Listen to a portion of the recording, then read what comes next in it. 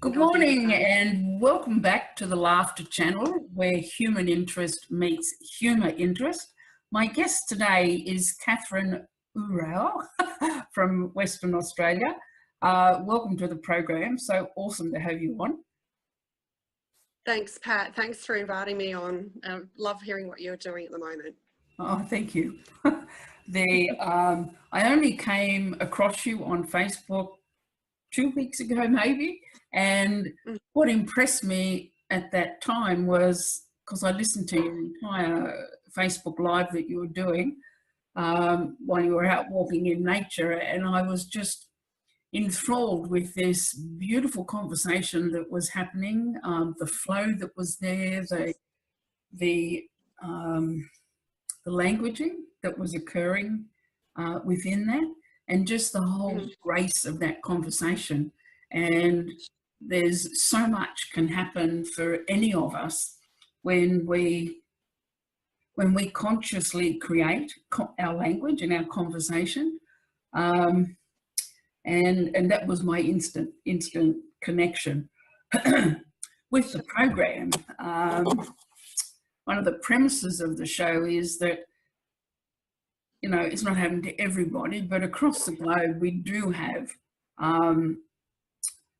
a lot of people's emotional energy is actually just flatlining, and being able to use this series to deliver into that space. You know, the rates of depression concern me, 1 in 4, as some statistics tell us. The incidence of suicides in Australia numbered at 3,000 per year. Employee engagement and loyalty as low as 55.3%, the last stats that I was able to find. All are, you know, good indicators for me that, you know, a turnaround is required. And as we were just discussing, I'm just seeing more and more that people are ready. Those who wouldn't have even counted this kind of conversation or the depth of conversation 10 or 15 years ago, Yes, have changed. And definitely. for me, in the work I've been doing since 2001, it's not just about being funny, although that's an aspect, but it's more about the whole nature of what it means to be good-humoured, and an exploration of that, and then how can we foster that? We all have different senses of humour, and, you know, being able to develop more consciousness around that. So, Yeah. I want to ask you at the outset, do you see good humour fulfilling a role in society? Very much so. I'll tell you why. When you're like, I work in mental health. I support people around suicide, ideation, and also, you know, those people who survived an attempt, and also through as a health and wellness coach.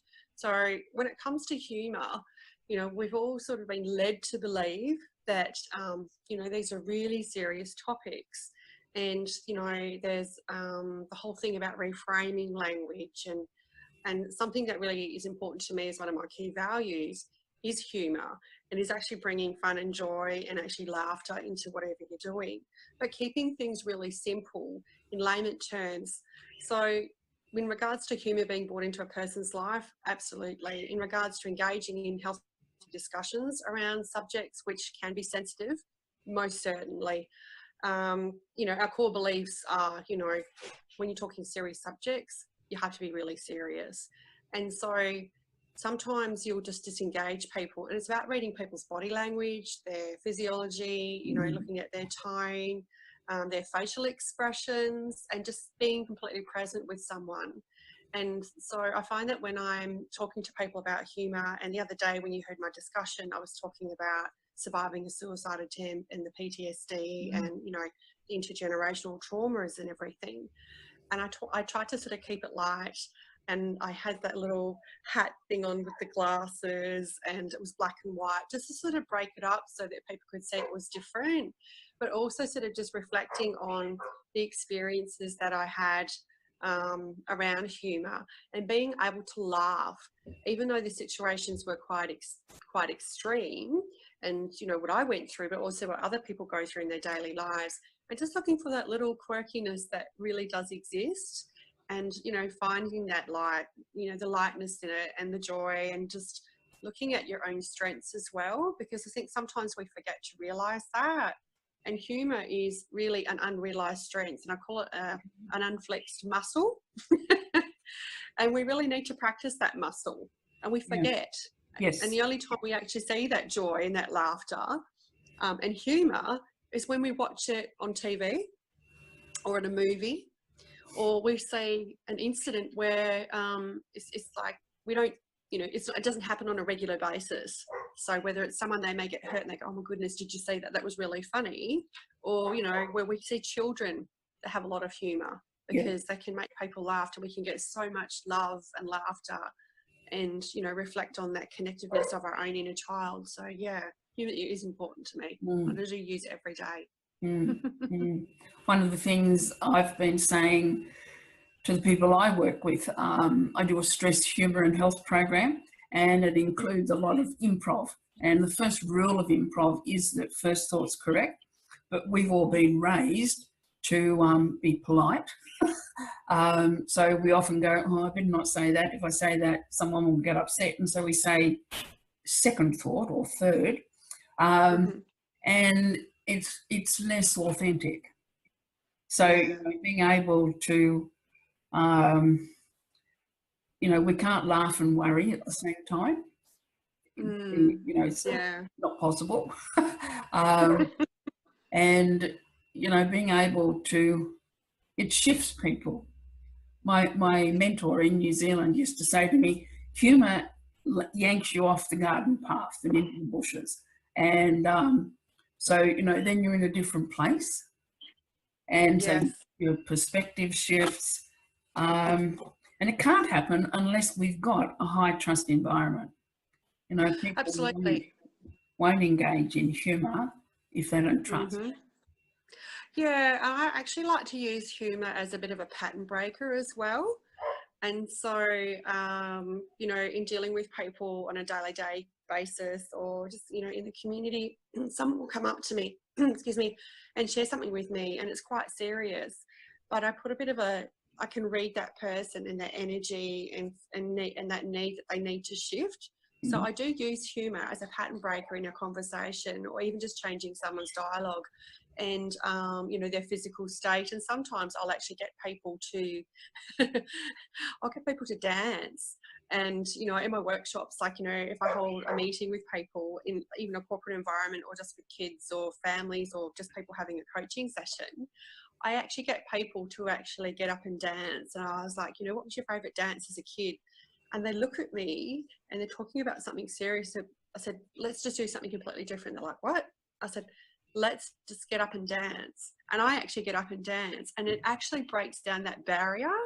And, you know, I go, oh, this is my favourite tune, and I'll actually put it on and I'll start dancing. And then the other person just looks at me and they go, I feel really silly. And I go, yep, that's okay. It's okay to feel silly. It's okay to connect with yourself, you know. And I encourage people to get up and dance. And I think that's one of the things, you know, with like the winter blues, or, you know, those seasonal changes, that people are always indoors. People in the offices are always told to, you know, this is what you've got to do. You know, it's Monday to Friday. And you see that whole corporate environment where they're really dressed in the dark suits, the pinstripes, that sort of thing. And it's just changing that energy. And I think if we find humour, not just in our conversations, but even just the little things around the office, you know, like the decor of the office and the ergonomics of how you can fit, you know, colour into it. You can have little quirky signs.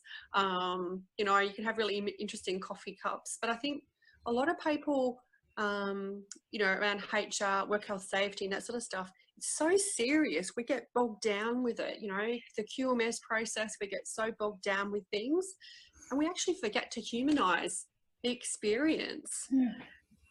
And I can tell you right now, there was one time I was pregnant with my daughter, and I went to see the gynecologist, the obstetrician, and he was like this really serious man, wouldn't laugh, you know, the whole body language and even just the tone.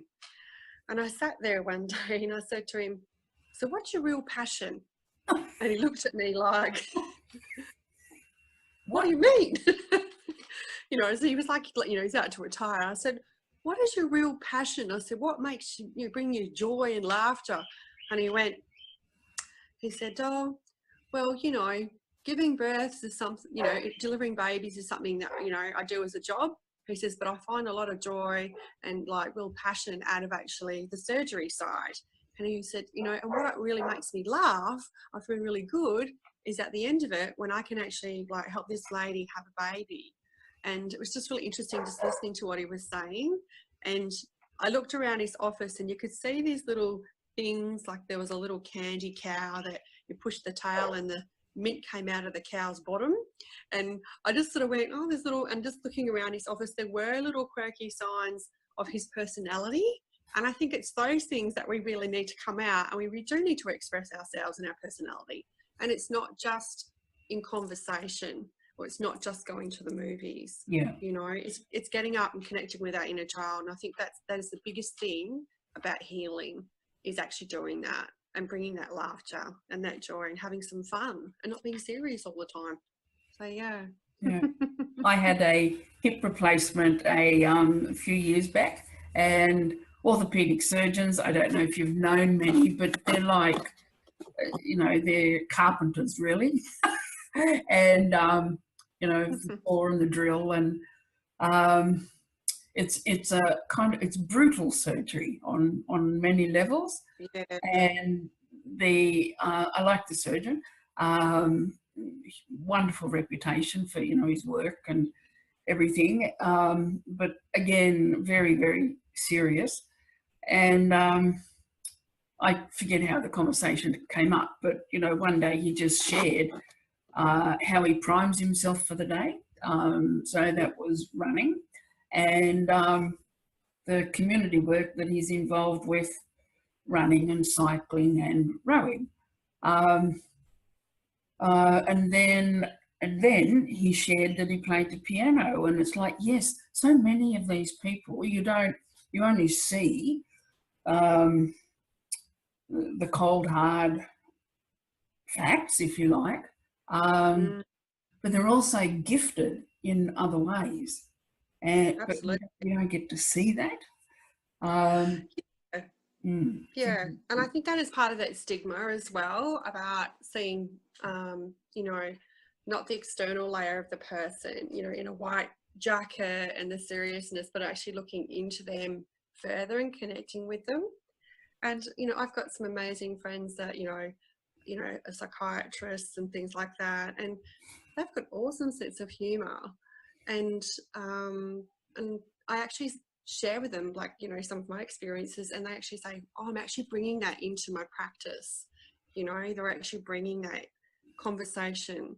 And, you know, I think, you know, if you look talking about mental health and, you know, depression and, you know, PTSD or, you know, trauma or anything that goes on around that space, sort of laughter and that joy actually changes our whole physiology. Just all the, you know, the natural hormones that get released, the muscles, and even like when we smile, you know, if you see someone else smile and they smile at you, it's sort of like, you know, it's that visual impact as well. So it's really quite nice to sort of see that mental health area is slowly changing. And I think it's really important for people as well to engage with practitioners, whether it's their GP or psychologist or counsellor, or even in management on any sort of level, that people get them, you know, because sometimes you can get that dry sense of humour, you know, and some that's really out there, and then, you know, some that's really seriously funny. And I remember a couple of weeks ago just talking to someone, and I was literally, or we both were, we were actually crying so much from the laughter. And she was going bright red, and we were just laughing hysterically, and everyone was just looking at us like, what are those two laughing about? And it was great. And she was like, oh my goodness, I've not laughed like that in years. And it was really nice. And I said, well, obviously you had to let that out. I said, you actually had to connect with that part of you again. And she said, yeah. She said, oh, that was just so funny. And then it reached that point where she was laughing so much that she didn't know what she was laughing at because it just continued, if that makes sense. Yeah. That's a great that was one of the questions I was going to ask you, you know, when did you last have a good belly laugh? And we don't, you know, we can just become so engrossed in, you know, what needs to be done, that we lose connection with who we've been on the journey. And the work that you're doing is very unique. How do you see it restoring some joy? How I do it? Well, it's interesting that you asked that. I remember through my own personal journey, there was a time where it was quite challenging. And I remember I was in a private clinic and everyone was just so serious. And it was like, I could hear a pin drop. And I remember sitting there and I was reading through and I found this really funny, it was an artist that had developed it was like a hidden jacket. And what he did, it was like you could disguise yourself. So if you didn't want to be engaged in the community, you could put this jacket on, squat down on the floor, and you could look like a rubbish bin. So he'd been painted this little coat that he was wearing. And he had like a tree stump, he had a rubbish bin, and he had all these little twerky things. And I turned around and I said to someone, well, you know, we don't have straight jackets here. I said, but imagine doing something funky with a straight jacket. And everyone just lost it laughing because, you know, the whole thing around people being admitted in an involuntary space is quite distressing.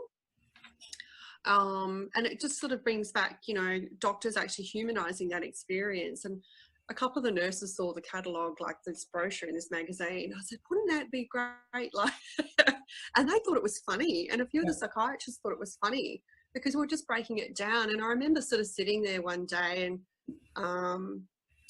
one of the patients was there. We've become really, really good friends. And everyone was just afraid to go near him. And he actually was diagnosed with quite confronting for people. And because I was really open about bringing out humour and sharing and being authentic with people, people were saying to me, I've not shared with anyone, not even my psychiatrist or my wife or the counsellors or the nurses, anyone, and told these things that I've been bottling up for the last 50 years. So I felt it was like a real honour to sort of break down those barriers. And I remember sitting there and this young gentleman came in who is unwell, and everyone, even though they had their own mental illnesses, there was a lot of stigma there. And I just sort of like operated from a space of joy and love. And he had these really cool monster, you know, the little slippers that you get, like the monster and the animal slippers. And I said to him, he's like, oh, look at my slippers. I said, they're really cool. I said, but there's one thing you're missing. And he was looking at me. He was so engaged. Everyone was just standing there looking at me like, what is she going to say? And I said to him, the toenails. They need some colour. I said, we've got to brighten it up. And everyone just laughed. And they thought it was funny. He laughed, that, you know, these patients laughed. And they thought it was really humorous because they thought, wow, you know, just to bring that light and joy. And even through my career in working with clients and sharing my journey, and even being in mental health organisations where the focus has been well-being and, you know, support, they're so serious. And that I come into this environment, and because I am positive, I am elated, I vibrate on a completely different level, that these clinicians and social workers and counsellors resonate towards me, and they love my energy and they soak it up and they buy into it because they don't have that, and they've forgotten how to tap into it. So that's why it's really important. And, you know, just having laughter. I remember we had an Easter event, you know, that was like, okay, it's Easter, and they had this thing. You know what I did? We're talking like a mental health organisation, and I'm actually working in a support worker role.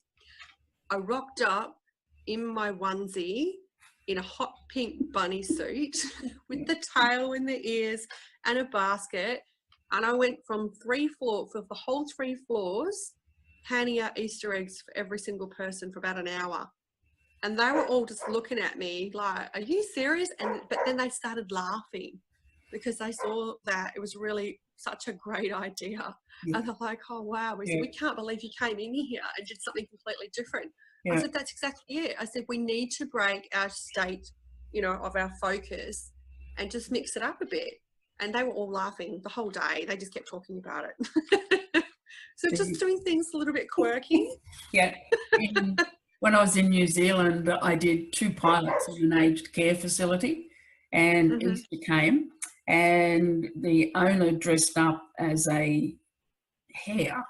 It wasn't a rabbit suit, it was a hare suit, and paint the face and stuff, and she, you know, give me out the eggs. And I knew she was doing that. And so I made this big sign for the front door for when she arrived. A Maori greeting is Haramai. And so I just spelled H-A-R-E, am-I. And look, the elderly residents laughed all day about that.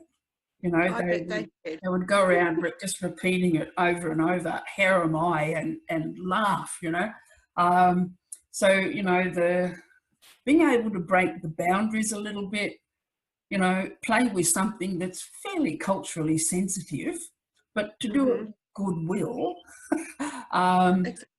doesn't, you know, deface, you know, the meaning or the intent of the initial thing. And there's that commonality that comes. Absolutely. You know? Absolutely. And I think there's that commonality, which is what you said, which is quite important to be able to connect with people, because, you know, even people that are really unwell in their own way, they've got their own sense of quirkiness, they've got their own sense of laughter, and they've got their own sense of purpose and what they want to do. And it just lightens things up. Yeah. And, you know, sometimes, you know, I've had to work with clients and they're taking medication and they're looking at me and, you know, the tablets, you know, are probably like good 2 centimetres, 2.5 centimetres long, quite wide. And they're looking at me. I was like, yeah, it's a bit of a horse tablet, isn't it? And they're like, yeah, totally. And then we have a bit of a chuckle about how we're going to get them to take it. So, you know, it's just breaking that down. And then they sort of have a bit of a laugh and like, yeah, I sort of feel like I'm in a bit of a cattle station here. And just being able to humanise that experience, even though that may be something that's traumatic, it may be enclosed, but just really lightening things up a bit. And I think we have a tendency to sort of really focus on that language where it is very, we desensitise it, you know, and we forget that aspect of the human experience of being a human being. And some people like to break things up a bit. They want to change it. Yeah. So it's important that, you know, I think practitioners and, you know, just the people in the community on a global level, we all need to sort of connect with that emotional CPR aspect. That's probably the best way to put it. Yeah, yeah. With Patch Adams in 2004, and we were on the bus one day and he was telling me about his mother who was a diabetic, and she had recently had one leg removed as a result of poor circulation. And Patch was sitting with her there as she came out of the anaesthetic, holding a hand and patting her hand. And as her eyelids fluttered open, he said, "Well, Ma, now you know what it's like to have one foot in the grave." Yeah.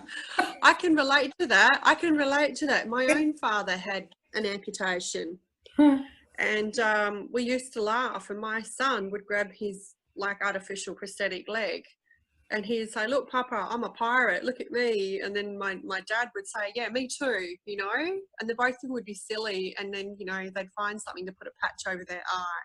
So it was just like really humanizing it and just having a laugh. Or, you know, there'd be times I know that we'd go out and he'd say to me, "Can you take my leg off?" And I'm like, "We're in the shopping centre, Dad." It would be Woolworths. And he goes, "Yeah, but I've got a scratch on the end of my stub because I've really got to scratch it." So I'd laugh. So I'd like grab his leg and put it over the shoulder, and he'd hang onto the trolley. He could still like use the trolley to get around. And people would be looking at me like, she's got a leg. She's got a prosthetic leg on her, right? And they're looking at me and they're looking down at my legs because I can see I've got both legs. But it was just, I used to like find that funny and just sort of break down that stigma. It's like, what are you looking at? You know? And we used to make jokes about it and paint the toenails on his prosthetic leg. And, you know, and just sort of just mix it up a bit. Like he'd like to use colourful socks if he had to go out. Just sort of break that barrier down so that people weren't so frightened about seeing someone wearing a prosthetic leg. Yeah. And I think he did have a wicked sense of humour, my father, I have to say. Yeah. And there's something about using appropriate sense of humour and inappropriate. But if you're going to be inappropriate, then there needs to be some kind of relationship. You know, it can fall badly if it's inappropriate and there's no context or no relationship, Absolutely. no level of trust. So, you know, being able to actually develop your sense of humour or your sense for humour, and I think you're a little bit different, then you learn when and how you can use it, you know, and I tell people, you know, humour in, humour out. So if you want to be more good-humoured, if you want to be funnier, then, you know, read or watch humour. Find the humour style that you like. And it's not necessarily always about jokes, though that can be good too. There are some, you know, good funny stories that can be shared. But it's about, you know, I have so many reserves of things. If I'm going to present to real estate agents, I've got a bunch of humorous real estate stuff. And, you know, I can pull from that relative to the group I'm presenting to. And sometimes it works and sometimes it doesn't, because as a keynote, it's a new relationship. So you don't have that connection other than what's happening in the presentation. And I remember one time I invited the audience to do something, and there's about 200 real estate people all dressed in their suits, pinstripe suits, arms folded, right leg crossed over the left, and they weren't going to participate. So, you know, I've invited it and I'm like, oh God, this is not working. What am I going to do? And I let them sit in it. And then I just started giggling and I leaned forward and I said, you're not going to do it, are you? And there was like a little chuckle and we just moved on. So you've got to acknowledge, you know, that it can create an elephant sometimes. And if you look at comedians, they have brilliant recovery stuff. You know, they do. Comedy, you can see, oh, that didn't work. But they've got all these tricks, if you like, to learn recovery. So, and it doesn't matter. You know, the fact is you just acknowledge, oh, that didn't work. And, you know, move on. Because most people will be gentle with you anyway. Yeah, they are. And, you know, you're sort of talking about humour and expressing it in different forms and understanding the audience that you're presenting to and things like that. I think sometimes when we, you know, dress and who we are and our personality, it comes out in so many different ways. And I bought a shirt the other day and I don't know if you saw it, and it said, I'm awesome. It says, don't argue. It said, don't argue with me. And it had the initials. It said H2FU, which I think you can work out what that means. But it said H2FU, just get over it. And so I remember, you know, walking through Bunnings the other day and all these people just stopped me and they said, I love your shirt. And they were laughing. And it's just little things like that, you know, that can make a difference. You know, sometimes I'll go out and, you know, I wear lots of colour and I just wear really unusual things, or, you know, in the context of sort of like your work environment where you've got this you have a social repertoire of language. And in mental health, you know, it's all about appropriateness and it's all about engagement. But sometimes it's sort of breaking up that behaviour, that pattern, and actually saying, hey, you know, an example was I was sitting in a room with a bunch of clinicians doing some auditing, and, you know, they've got like 35 years of experience and they're reviewing a whole sector of a tertiary hospital sector. And it was so serious that I broke it up, because they're like, well, we're the experts in the person's recovery. And I just said, no, I said, that is really crazy. I said, you are not the experts in a person's recovery. I said, you are the expert in psychiatry. I said, the individual is the expert in their own personal recovery. I said, and now isn't that crazy to hear that? And they just looked at me and they were looking at each other and they were like this. And the auditor, she was very innovative from the East Coast. She started laughing and she said, you're absolutely right. She said, it is crazy. She says, yes, the individual is the expert in their own recovery.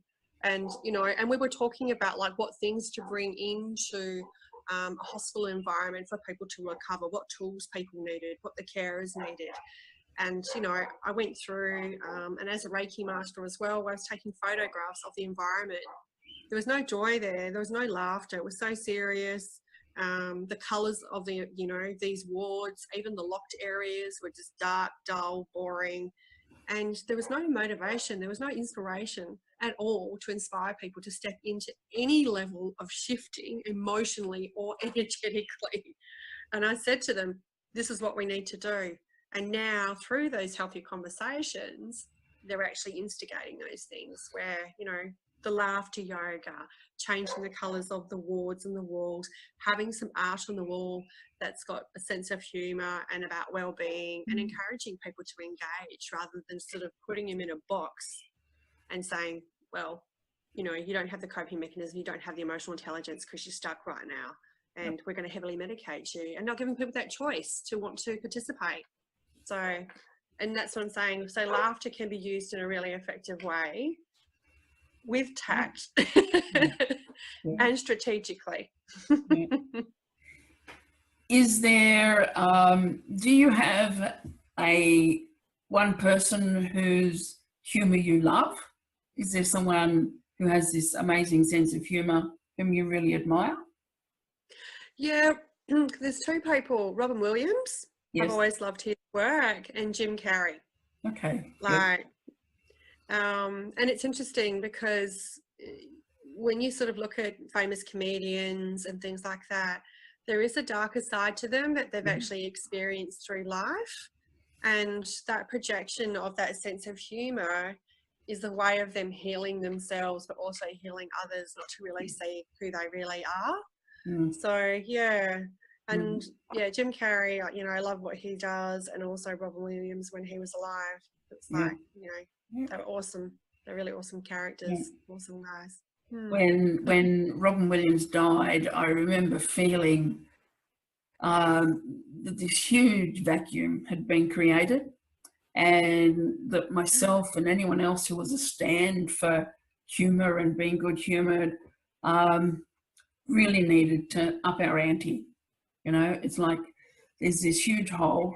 One person can't fill that at the moment, but collectively we could. You know, so and for each of these times that we step up in whatever realm, it takes courage. You know, it takes courage to be the one who'll lead the way, step out, be, you know, challenge others. And, you know, in the face of no agreement sometimes.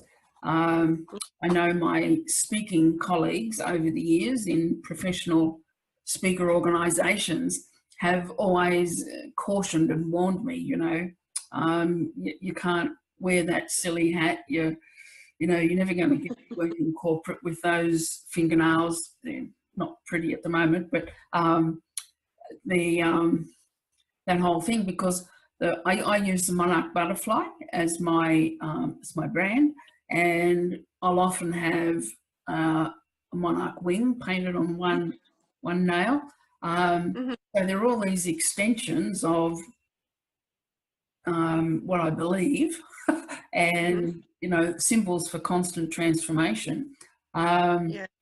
And, you know, Robin Williams in particular was able to step into years of it. You know, when you think of how prolific his work was and the way in which, you know, in an interview, it just, you know, he was so channeled. You know, he was a Definitely. vessel for it. And so there's much to be learnt by going back and visiting those kinds of things and people and places. I watched an episode of MASH just recently, and it's like, you know, the clever lines in there. You know, we can take them on, and things that are topical we can mimic or not. Yes. And it doesn't matter whether it's good or bad, whether your interpretation is, you know, perfect. It's more the fact that you go there and it's topical and people get it. And I see you're playing there, you know. So we recognize, and we see who we really are, and people get to see who they are too. And, you know, yeah, I agree with you there.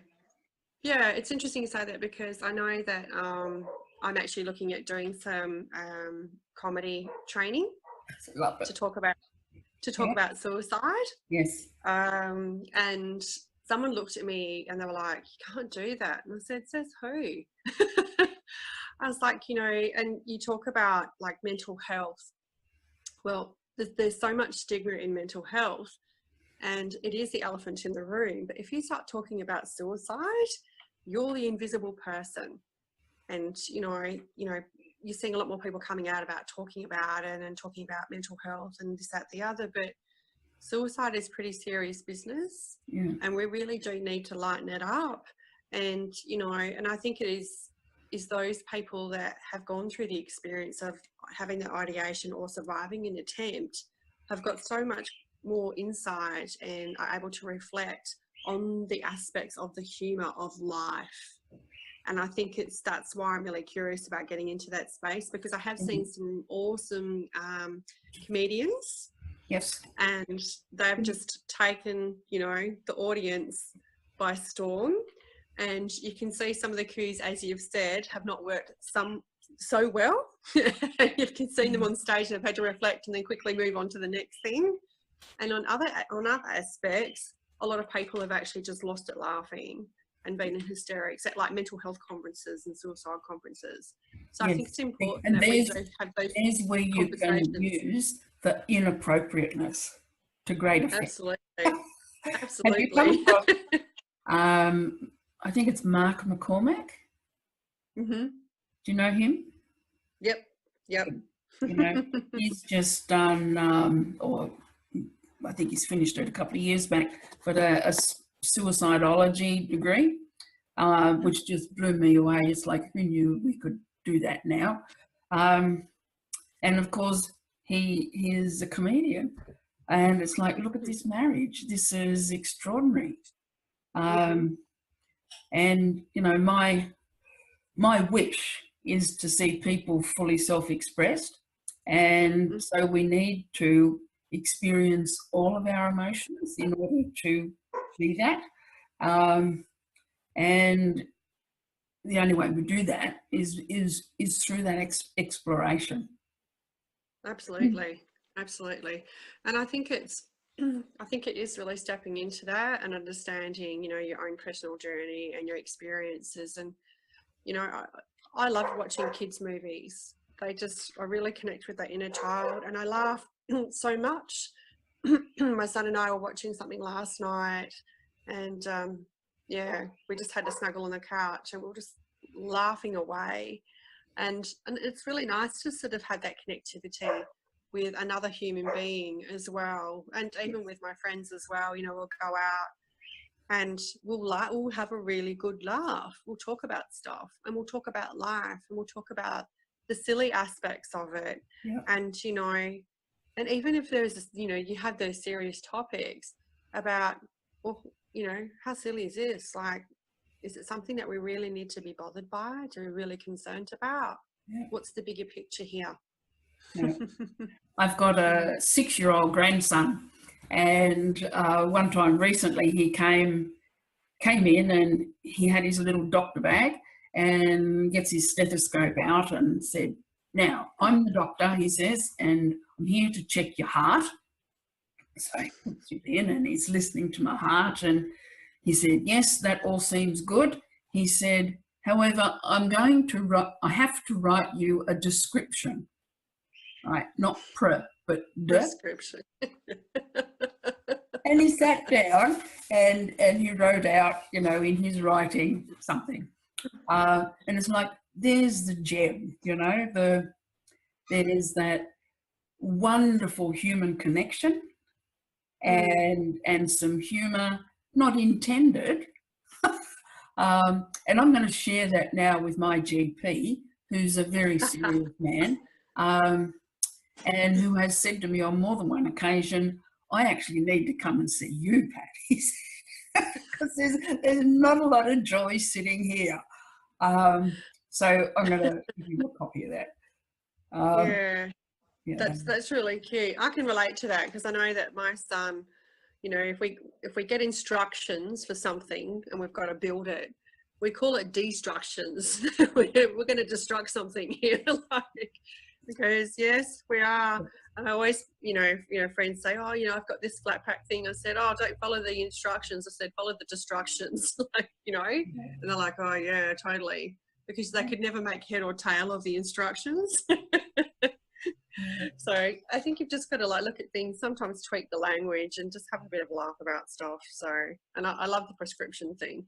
Yeah, and getting to, you know, gather your own metaphors and puns, you know, to get a bit of a library of stuff happening, so that you know, then when something happens, it's like, oh, I've got something around that, and the more you do that, the quicker you can be with it.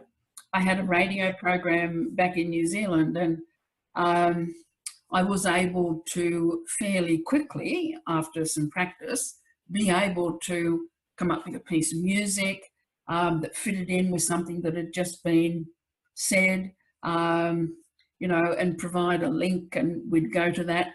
And that's where you get the rapport and the repartee. It's like a tennis match. And you've got to be present, but you've also got to be resourced. Absolutely. When I started out, I first called my business the Department of Humour Resources, and then a few years later called it Joyology. Well, I think it is very much so. It's about tweaking the language and just reframing it. And, you know, it's like when people, you know, when I talk to people and I say, well, what are your strengths? And they can't recognise it, or they say, these are what my strengths are. And then we always have this programming about, well, these are my weaknesses. And I say to people, well, no, they're not. I said, we need to reframe that language. I said, because you don't have weaknesses, they're unrealised strengths. And they're things that you are good at. I said, but you just need to practice and build on and get that capacity. And they always look at me and they go, oh, I've got to remember that. That's really positive. Because our language is always negative. It is destructive to our well-being. You know, I actually hate saying people are unwell, or, you know, they've got a mental illness. I don't actually say that in my dialogue at all. I just say that you're just going through some, you know, shifts emotionally, and that's it. Because that's really what happens for a person. And, you know, when they listen and they sit there for a minute, they go, oh, because they've always been told, you've got this wrong with you, or you've got that wrong with you. And, you know, it's like you're living life. You've not done anything wrong. There's no good, there's no bad. It's just life, and it's learning experiences, and that's all it is. So yeah, so it's quite interesting to sort of like talk to people about it. Yeah. Katherine, it's been amazing. If people would like to connect with you, what's the best way for them to find you? They can follow me. I've got a Facebook page. It's Katherine. So it's on Facebook. It's Katherine. So it's Katherine. And then Houareau, Houareau. So, and my company, my other company is called Changing Lives as well, and that's Lovely. around whole positive psychology. Lovely. So that's a website they can go Yep. to. Yeah, wonderful. Yep. Thank you so Absolutely. much. So appreciate you making the time. And I know we're going to engage again. Oh, absolutely. I think so. Thank you for having me on your show. Awesome. And yeah, and we'll chat soon. Okay. Yes. Okay. Take care. Thank Bye. you. Bye. You've been watching the Laughter Channel. My guest has been Katherine Houareau. I hope I'm pronouncing correctly. And we look forward to seeing you the next time on the Laughter Channel, where human interest meets humour interest.